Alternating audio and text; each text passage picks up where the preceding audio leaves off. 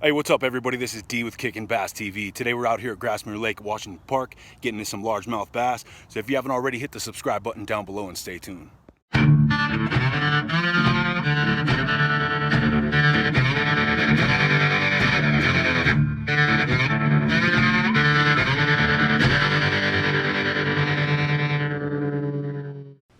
Alright guys, so today we're started out over at Wash Park in Denver, just doing a little finesse fishing, trying to get into these bass that are up tight.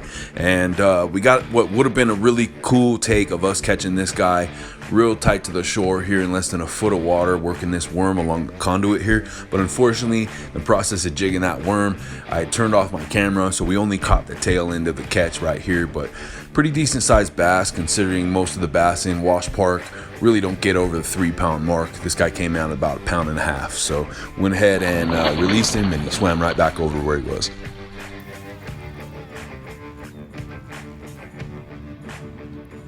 After that, we decided to head over to West Lake in Wheat Ridge, and before we did, we stopped over at 3 Margaritas off of 50th and Kipling, and it was Customer Appreciation Day, so we ended up getting 2 free Riano plates with some chips and salsa. They were awesome, so shout out to 3 Margaritas for the free lunch. If you guys haven't been over there, head over to 50th and Kipling and check them out. As soon as we got over to West Lake, before we even got down the hill, noticed that there were a couple of really decent sized bass trolling right along the shoreline here, right about at that pinch point where we normally turn into that cove and fish down at the end. We noticed that that bigger one was headed that direction, so we headed over there to throw this black and chartreuse power worm, Texas rig with a small 1/8 inch bullet weight on there. And the name of the game with that is just taking your time with the finesse fishing.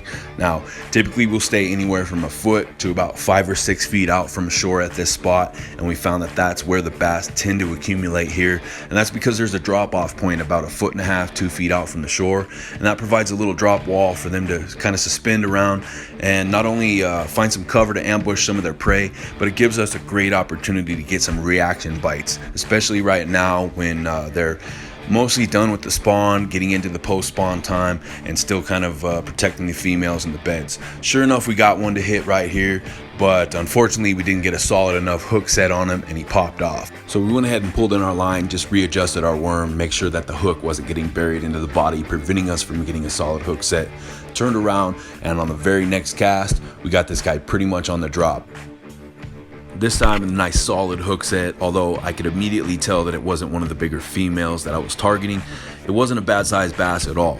Came in just under 2 pounds on the scale, so pretty decent sized bass, especially considering the body water that we're fishing and that it hasn't been stocked for the better part of a decade.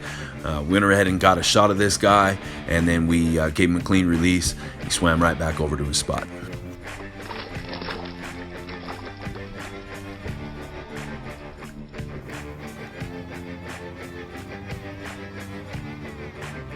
After that, we decided to turn around, toss a couple more casts in the direction of the one that we had lost earlier. Now, as you can see, the sky is starting to cloud up. The sun's going down, it's later in the evening, so we're losing visibility that we had in the afternoon. We can't see them as far out from the shore as we could earlier.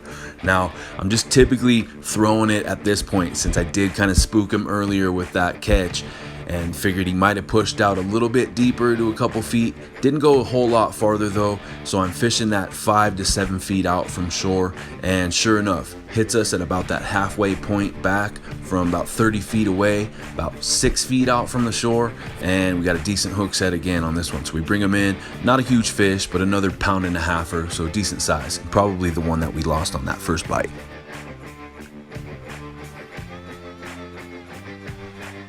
So we went ahead and got a quick pick of this guy, and then as always, we put him back in the water, got a clean release on him.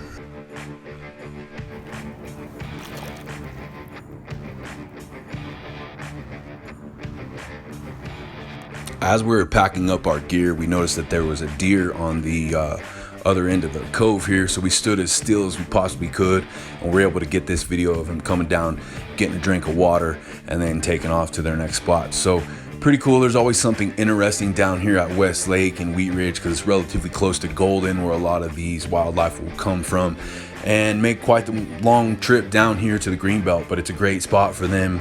As you can tell, they like it. We've seen everything from snakes to deer to lizards to rabbits, you name it. So all in all, pretty decent day out fishing. We got into some fish downtown at Wash Park.